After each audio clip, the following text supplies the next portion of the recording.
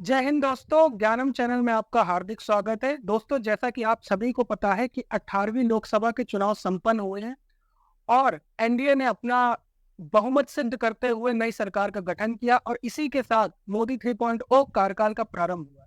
तो दोस्तों, आज हम इस वीडियो में डिस्कस करेंगे कि मंत्रिमंडल किस प्रकार अपना कार्य करती है, उनकी नियुक्ति कौन करता है, एग्जीक्यूटिव के संवैधानिक प्रावधान क्या होते हैं, संवैधानिक ढांचे क्या होते हैं। इन सारे बिंदुओं पर आज हम चर्चा करेंगे हमारे मुकेश साहनी सर के साथ। तो चलिए स्टार्ट करते हैं अपने कन्वर्सेशन को। भारत में किस प्रकार की शासन व्यवस्था है? देखिए, भारतीय लोकतंत्र में सामूहिक नेतृत्व के सिद्धांत पर आधारित संसदीय कार्यपालिका को अपनाया पार्लियामेंट्री सिस्टम। पार्लियामेंट देश। पूरी दुनिया में अलग अलग प्रकार की संसदीय व्यवस्था है। कहीं पर एक व्यक्ति के हाथों में शक्तियां होती हैं, उसे अध्यक्षात्मक प्रणाली प्रणाली बोलते हैं। कहीं पर सामूहिक नेतृत्व के सिद्धांत पर आधारित होती है, लेकिन अर्ध अध्यक्षात्मक और एक संसदीय व्यवस्था होती है।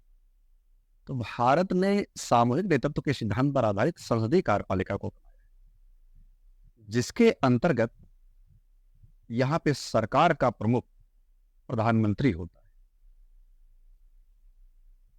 और वह सरकार और प्रधानमंत्री विधायिका के प्रति रिस्पॉन्सिबल होते हैं, विधायिका के प्रति उत्तरदायित्व होते हैं। हाँ, देश के प्रमुख के तौर पर यहाँ पर दो पद हो सकते हैं। अगर गणतंत्रात्मक व्यवस्था है तो वहां पे देश में संवैधानिक रूप से राष्ट्रपति होंगे, और अगर कहीं ऐसी व्यवस्था है, राजतंत्रात्मक व्यवस्था है, तो वहां पे राजा वहां पर होगा। लेकिन भारत एक संसदीय व्यवस्था वाला देश है, जहां पे सरकार के प्रमुख के तौर पर प्रधानमंत्री को देखा जाता है और देश के प्रमुख के तौर पर राष्ट्रपति को देखा जाता है। राष्ट्र के प्रमुख के तौर पर राष्ट्रपति और शासन के प्रमुख के तौर पर शासनाध्यक्ष यानी कि प्रधानमंत्री सरकार के प्रमुख। अच्छा, तो एग्जीक्यूटिव होती है, कार्यपालिका की संवैधानिक स्थिति क्या है? देखिए, कार्यपालिका, जैसा कि अभी हमने बताया कि भारत में संसदीय कार्यपालिका है, जिसके अंतर्गत शक्तियां एक समूह के हाथों में, और वह समूह जो है वो विधायिका है, और उस विधायिका का काम विधि का निर्माण करना है। लेकिन विधि के निर्माण के बाद विधि का क्रियान्वयन करना, विधि को धरातल पर लाने का दायित्व कार्यपालिका के हाथों में होता है। और कार्यपालिका के अंतर्गत प्रधानमंत्री और उनकी मंत्रिमंडल, देश में जो अधिकारी वर्ग है, ये सब कार्यपालिका का हिस्सा है।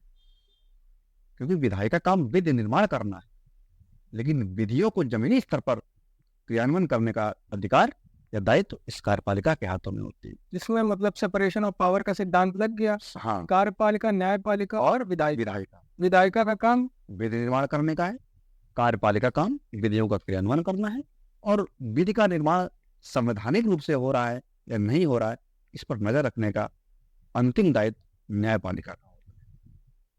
अच्छा, जैसे कि 9 जून को देश के प्रधानमंत्री ने शपथ ग्रहण करी और अन्य मंत्रियों ने शपथ ग्रहण करी, तो इसमें राष्ट्रपति और शपथ ग्रहण की क्या प्रक्रिया है? देखिए, सबसे बड़ी पार्टी जो होती है या सबसे बड़ा जो अलायंस होता है, वही सरकार बनाने का दावा पेश करती है, और सरकार बनाने की अनुमति या प्रधानमंत्री की शपथ या अन्य मंत्रियों की शपथ, ये भारत के राष्ट्रपति के द्वारा ही दिलाई जाती है। यानी यहाँ पे जो सबसे प्रमुख भारत में है वो राष्ट्रपति, और राष्ट्रपति ही तय करेंगे कि किसको प्रधानमंत्री नियुक्त करना है। हालांकि जो सबसे बड़ी पार्टी होती है, उस दल के लोग अपना एक नेता चुनते हैं, और उसी नेता को भारत के राष्ट्रपति प्रधानमंत्री नियुक्त करते हैं, और प्रधानमंत्री के सलाह पर अन्य मंत्रियों को नियुक्त करते हैं। तो सरकार की नियुक्ति में जो सबसे बड़ा रोल है वो भारत के राष्ट्रपति का ही होता है। मतलब राष्ट्रपति पूरे कैबिनेट और जितने भी मंत्री परिषद है सबको शपथ जो दिलाते हैं सेंट्रल लेवल में वो राष्ट्रपति ही होते हाँ, देखिए कुछ आर्टिकल है, जैसे अगर आप आर्टिकल 53 की बात करेंगे तो वहां पर स्पष्ट रूप से लिखा हुआ है कि राष्ट्रपति संघ की कार्यपालिका का प्रमुख होगा और उस कार्यपालिका के दायित्वों का निर्वहन वह स्वयं करेगा या अपने अधीनस्थों के द्वारा करेगा। अब स्वयं करेगा तो स्वयं करने की परिस्थिति अलग होती, लेकिन अधिकतर स्थितियों में आर्टिकल 74 स्पष्ट कर देता है कि आर्टिकल 74 में एक मिनिस्ट्री होगी, एक मंत्री परिषद होगी जो राष्ट्रपति को उनके कार्यों में सहायता करेगी। तो आर्टिकल 74 के अंतर्गत एक मंत्री परिषद और उसी मंत्री परिषद के दायित्वों का निर्वहन करने के लिए आर्टिकल 75 के अंतर्गत भारत के राष्ट्रपति प्रधानमंत्री और अन्य मंत्रियों की नियुक्ति करते हैं। हैं। जैसे नए मंत्रिमंडल का आकार और उसके संवैधानिक प्रावधान क्या है? देखिए, जो 18वीं लोकसभा का एनडीए की जो सरकार बनी है, यानी मोदी 3.0 जो शुरू हुआ है, इसमें कुल 71 मंत्री, अगर हम लोग मंत्रियों की बात करें तो भारत में प्रधानमंत्री के बाद कैबिनेट मंत्री आते हैं जो सबसे शीर्षस्थ मंत्री होते हैं। इसके बाद राज्य मंत्री स्वतंत्र प्रभार आते हैं। राज्य मंत्री स्वतंत्र प्रभार का अर्थ है कि उस मंत्रालय में कोई कैबिनेट मिनिस्टर नहीं, वो मंत्रालय सीधे प्रधानमंत्री के हाथों में होता है। और एक होता है राज्य मंत्री। राज्य मंत्री का अर्थ है कि वो उत्तर प्रदेश या मध्य प्रदेश के मंत्री, वो केंद्रीय मंत्री हो, लेकिन वो कैबिनेट मंत्री के अधीन काम करते हैं। यानी प्रधानमंत्री आर्टिकल 78 के अंतर्गत अपने समस्त कार्यों की जानकारी राष्ट्रपति को देते हैं या राष्ट्रपति स्वयं भी उनके कार्यों की जानकारी मांग सकते। तो जो कैबिनेट मिनिस्ट्री होती है वो अपने रिपोर्ट प्रधानमंत्री को सौंपती है। उसी तरीके से जो स्टेट गवर्नमेंट या राज्य मंत्री होते हैं वो अपनी रिपोर्ट प्रधानमंत्री को कैबिनेट मंत्री को सौंपते हैं और उन सब रिपोर्टों को प्रधानमंत्री राष्ट्रपति से साझा करते हैं कि सरकार क्या कर रही है या क्या करने वाली है। कैबिनेट मंत्री, minister of state with independence और minister of state, minister of state cabinet minister को असिस्ट करने होते हैं। तो ये होता है। हालांकि देखिए, इसमें कुछ प्रावधान भी किए गए, संवैधानिक प्रावधान। अगर हम लोग वर्ष 2003 की बात करेंगे तो संविधान में 91वां अमेंडमेंट किया गया, अर्थात 91वां संविधान संशोधन किया गया, जिसके तहत यह तय किया गया कि संघीय सरकार में जो मंत्रिमंडल होगा उस मंत्रिमंडल का आकार निचले सदन अर्थात लोकसभा की संख्या का 15% से अधिक नहीं हो सकता। यानी जो मंत्री बनाए जाएंगे वो 15% ही मंत्री बनाए जा सकते हैं 543 सीटों का। तो अगर हम लोग देखें तो केंद्रीय मंत्री या भारत सरकार के जो मंत्रियों की अधिकतम संख्या हो सकती है वो 75 से 80 से अधिक नहीं हो सकती है।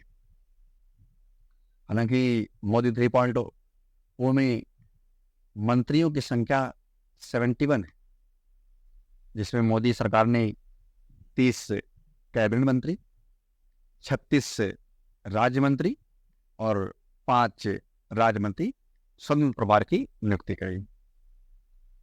अच्छा, इस तरीके से अपने मंत्रिमंडल का बंटवारा माननीय नरेंद्र मोदी जी ने किया है। अच्छा, जो प्रोटेम स्पीकर होता है और नए सांसदों की शपथ के बारे में आप कुछ बताइए। देखिए, अगर हम लोग संविधान की तीसरी अनुसूची को देखें तो संविधान की तीसरी अनुसूची के तहत प्रधानमंत्री और मंत्रियों की शपथ का प्रावधान वो भारत के राष्ट्रपति द्वारा दिलाया जाता है। लेकिन इसके अलावा जो और विधायिका के सदस्य हैं, जो नवनिर्वाचित सदस्य होते हैं, सांसद जो होते हैं, उनको शपथ ग्रहण कराने के लिए भारत के राष्ट्रपति के द्वारा एक प्रोटेम स्पीकर की नियुक्ति की जाती है, क्योंकि जो पिछली लोकसभा के अध्यक्ष होते हैं तो नई लोकसभा के गठन के साथ ही उनका कार्यकाल समाप्त हो जाता है।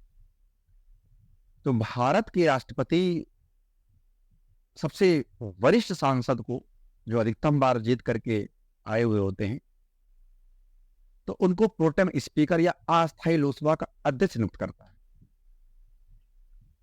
और इनका जो काम होता है प्रोटेम स्पीकर का, उन नए सांसदों को शपथ ग्रहण कराना और नए लोकसभा के अध्यक्ष की निर्वाचन की व्यवस्था करनी। क्योंकि अगर कोई सांसद बिना शपथ ग्रहण करके संसदीय कार्रवाई में भाग लेता है तो उसके ऊपर 500 रुपए प्रतिदिन के हिसाब से जुर्माना लगता है।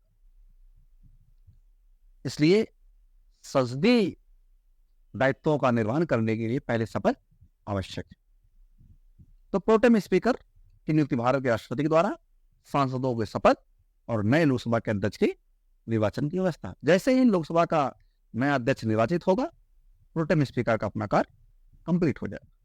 अच्छा, एक लास्ट क्वेश्चन हम अपने मन से आपसे पूछना चाहते हैं जी। कि जैसे कि 18वीं लोकसभा के चुनाव संपन्न हुए तो किसी भी पार्टी को मेजोरिटी एक तरीके से नहीं मिली, चाहे वो भारतीय जनता पार्टी हो, चाहे इंडियन नेशनल कांग्रेस हो, या समाजवादी पार्टी हो, कोई भी किसी भी पार्टी को बहुमत का आंकड़ा प्राप्त नहीं हुआ है। अलायंस की सरकार बनी, एनडीए की सरकार बनी। तो क्या आपको लगता है या आप अपने एस्पेक्ट से क्या सोचते हैं कि ये लोग अपना 5 साल का टेन्योर कंप्लीट कर लेंगे? देखिए, अगर गठबंधन की सरकार बनती है तो कहीं ना कहीं मन में शंका होती है, क्या ये सरकार 5 साल चल पाएगी या नहीं चल पाएगी। लेकिन कई ऐसी सरकारें रही जो स्पष्ट बहुमत ना होने पर भी उन्होंने अपने कार्यकाल को कंप्लीट किया है। सबसे बड़ा उदाहरण तो देखेंगे हम लोग 1991 की आर्थिक नीति जब सब शुरू हुई थी, पीवी नरसिम्हा राव जी की सरकार थी। स्पष्ट बहुमत नहीं था, लेकिन फिर भी उन्होंने अपना कार्यकाल कंप्लीट किया। तो यहाँ बात विचारों की होती। 2004 से और तब 2004 में 2014 तक मनमोहन सिंह की यूपीए की सरकार थी, यूपीए गवर्नमेंट ने शासन किया, वो भी चली। उनकी भी तो पूर्ण बहुमत दूसरे कार्यकाल में नहीं थी, दूसरे कार्यकाल में नहीं, फिर भी वो 5 साल चली। तो यहाँ पे विचार महत्व रखते हैं कि क्या सभी पार्टियां, जो बड़ी पार्टी जिसके साथ उन्होंने अलायंस किया है, उसके विचारों से सहमत है कि नहीं सहमत। अगर वर्तमान में देखें तो श्री नीतीश कुमार की जेडीयू और टीडीपी चंद्रबाबू नायडू की बहुत मतलब सहयोग कर रही है भारतीय जनता पार्टी को। तो लोगों में ये है शंका, क्योंकि आप जानते हैं कि नीतीश कुमार कई बार जो है बिहार में इधर से उधर होते रहे हैं। तो ये शंका लोगों को यहाँ भी, क्योंकि कुछ ऐसे सरकार की योजनाएं हैं जिसे जेडीयू अपना विचार नहीं मेल खाती है। जैसे अगर आप अग्निवीर की योजना को ले लीजिए, सीएए या एनआरसी को ले लीजिए, तो कई ऐसे मुद्दे रहे हैं जिसपे जेडीयू बीजेपी से अलग रुख अपनाए हुए थे। उसी तरीके से अगर हम लोग चंद्रबाबू नायडू की बात करें तो उनकी ट्रेनिंग ही कॉमन सिविल कोड, भारतीय नागरिक संहिता जो है, जिसको मोदी सरकार ने बोला था कि जब सरकार हमारी बनेगी तो इस विचार करेंगे, तो वो भी इस पे अपनी राय बीजेपी से अलग रखते हैं। तो कुछ ऐसे विचार हैं, अब वो सरकार के ऊपर है कि कैसे उनको अपने साथ लेकर के अपने 5 साल को कंप्लीट करे। लेकिन हाँ, बहुत चुनौती भरा होता है कि आप सभी लोगों को लेकर के चल पाए, सभी के साथ अपने विचारों को स्पष्ट कर पाए। लेकिन मोदी जी की कोशिश ये होगी कि एक स्थिर सरकार भारत को दे, क्योंकि भारत की जनता अगर चुनाव में व्यस्त होती है तो कहीं ना कहीं समस्याएं आती हैं। बहुत बड़ा लोकतांत्रिक देश है, कई चरणों में चुनाव होता है। तो अगर ऐसी स्थिति में अगर सरकार गिरती है, दोबारा चुनाव होते हैं, तो ये सब समस्याएं देखने को मिल सकती हैं। तो हाँ, सभी पार्टी एक विचार बन करके इस सरकार को आगे ले जाएं, यही जनता चाहती है और यही होना भी चाहिए। बहुत बहुत धन्यवाद, काफी अच्छे से आपने अपने विचार को एक्सप्लेन किया। तो दोस्तों, आज हमने देखा कि कैसे नए मंत्रिमंडल को राष्ट्रपति शपथ दिलाते हैं, क्या एग्जीक्यूटिव के वर्क्स होते हैं, इन सारे बिंदुओं में आज हमने चर्चा करी। हम लोग फिर मिलेंगे अपने अगले वीडियो में किसी अलग और नए इंटरेस्टिंग टॉपिक के साथ। तब तक के लिए जय हिंद, जय भारत, वंदे मातरम।